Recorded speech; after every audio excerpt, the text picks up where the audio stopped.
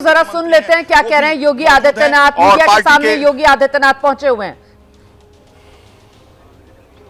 वीरेश, जरा अपना माइक पहुंचाइए वहां पर जहां पर योगी आदित्यनाथ अपनी बात रख रहे हैं ताकि दर्शकों को सुना सकें। योगी आदित्यनाथ क्या कह रहे हैं सत्र शुरू होने से पहले। महत्वपूर्ण सत्र है, वैसे भी विधानसभा में बजट सत्र है ये, और साथ ही साथ जिस तरीके से महाकुंभ उसका दिव्य आयोजन प्रयागराज में हो रहा है, उसके बीच ये सत्र।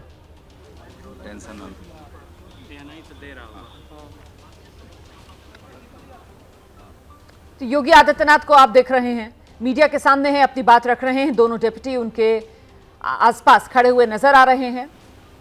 केशव प्रसाद मौर्य, ब्रजेश पाठक दोनों इन तस्वीरों में नजर आ रहे हैं।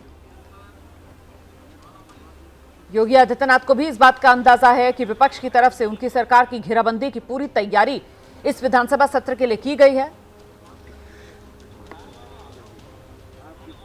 जिसमें अभी कुछ देर पहले आप देख रहे थे कैसे समाजवादी पार्टी के जो विधायक हैं वो सत्र शुरू होने से पहले ही विधानसभा परिसर में सीढ़ियों पर बैठकर बाहर जोरदार तरीके से नारेबाजी कर रहे थे। सुनते हैं। राज्यपाल जी के अभिभाषण से इस सत्र की शुरुआत होती है। इसके अलावा वर्ष भर के लिए राज्य सरकार का बजट भी इसी सत्र के दौरान पारित होता है। अन्य विधायी कार्यों के साथ ही जनहित से जुड़े हुए, राज्य के विकास से जुड़े हुए महत्वपूर्ण मुद्दों पर भी सदन में चर्चा होती है। आज विधानमंडल के कार्रवाई प्रारंभ होने के साथ ही महामहिम राज्यपाल जी का महत्वपूर्ण अभिभाषण संवेद सदन को महामहिम राज्यपाल जी के द्वारा अपने अभिभाषण के माध्यम से संबोधन होगा। इसके उपरांत कल से महामहिम राज्यपाल के भाषण पर सदन में चर्चा भी होगी। 20 फरवरी को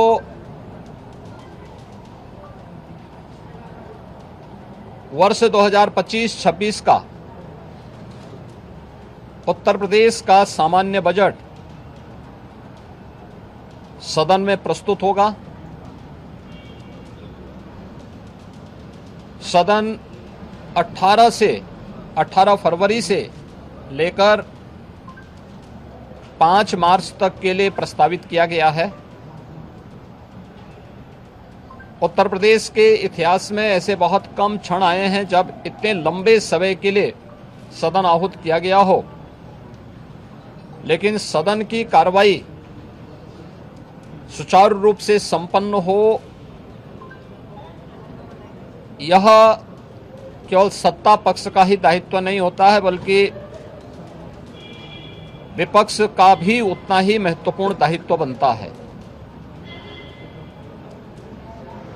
सदन चर्चा परिचर्चा का एक मंच बने। उत्तर प्रदेश के विकास को लेकर के डबल इंजन की भारतीय जनता पार्टी की सरकार ने पिछले लगभग 8 वर्ष के अंदर जो प्रतिमान स्थापित किए हैं वह अभूतपूर्व है। उसकी झलक अभिभाषण के माध्यम से भी और सदन के अंदर चर्चा परिचर्चा के माध्यम से भी देखने को मिलता है। उत्तर प्रदेश के परसेप्शन में आए हुए व्यापक बदलाव देश और दुनिया के द्वारा उत्तर प्रदेश को आकर्षण का केंद्र मानते हुए जो वर्तमान में स्थितियां दिखती हैं, स्वाभाविक रूप से हताश और निराश विपक्ष इन मुद्दों पे चर्चा करने से भागने का प्रयास करता है, सदन की कार्रवाई में बाधा पैदा करने का प्रयास करता है। विपक्ष अगर सार्थक चर्चा को आगे बढ़ाने में मदद करेगी, तो मेरा अनुमान है कि यह एक बहुत अच्छा सत्र, बजट सत्र हो सकता है, जिसमें अगले 5 मार्च तक चलने वाली सदन की कार्रवाई को न केवल महामहिम राज्यपाल जी के अभिभाषण पर चर्चा करने और सभी सदस्यों को अपनी बात को रखने का, बल्कि सामान्य बजट और अनुदान मांगों पर भी चर्चा के साथ ही विधायी कार्यों को संपन्न करने के साथ साथ अन्य महत्वपूर्ण मुद्दों पर भी, जनहित से जुड़े हुए महत्वपूर्ण मुद्दों पर भी प्रभावी चर्चा का एक मंच सदन बन सकता है और माननीय सदस्यों को अपनी बात को प्रभावी ढंग से रखने का एक अवसर भी प्राप्त होगा। हम उम्मीद करते हैं कि हार की हताशा से परेशान विपक्ष अपनी इस खुन्नस को सदन पर नहीं उतारेगा। सदन की कार्रवाई को सुचारू रूप से संचालन करने में एक सकारात्मक योगदान की हम अपेक्षा करते हैं और मैं सरकार की तरफ से आश्वस्त करता हूं कि जिस भी मुद्दे पर,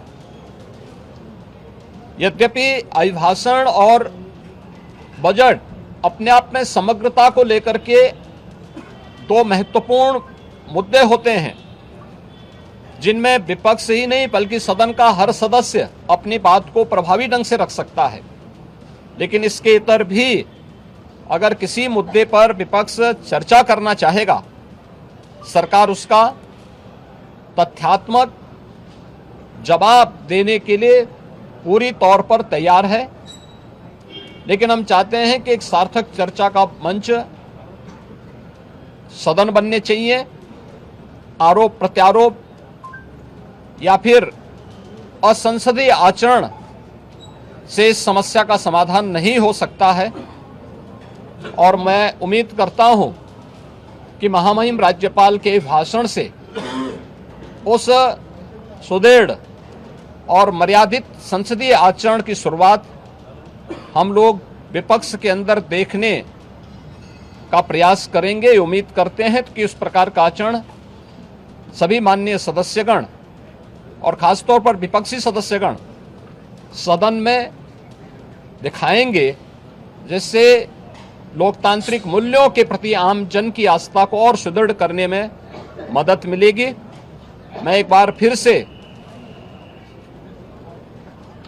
बजट सत्र के शुभारंभ के अवसर पर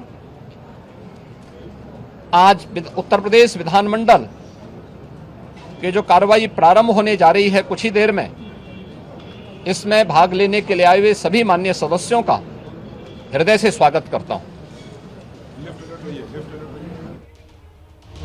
सुन रहे थे आप उत्तर प्रदेश के मुख्यमंत्री योगी आदित्यनाथ को, जिनकी तरफ से कहा जा रहा है कि हम विपक्ष के मुद्दों पर चर्चा को तैयार हैं। उम्मीद करते हैं कि विपक्ष जो है वो सकारात्मक विपक्ष की भूमिका निभाए। 20 फरवरी को बजट पेश होगा, सदन की कार्रवाई सुचारू रूप से चले, ये सबकी जिम्मेदारी है। विकास के मुद्दों पर चर्चा से विपक्ष भाग रहा है। ये तमाम बातें योगी आदित्यनाथ की तरफ से कही गई हैं। विपक्ष हार की हताशा से परेशान हो गया है।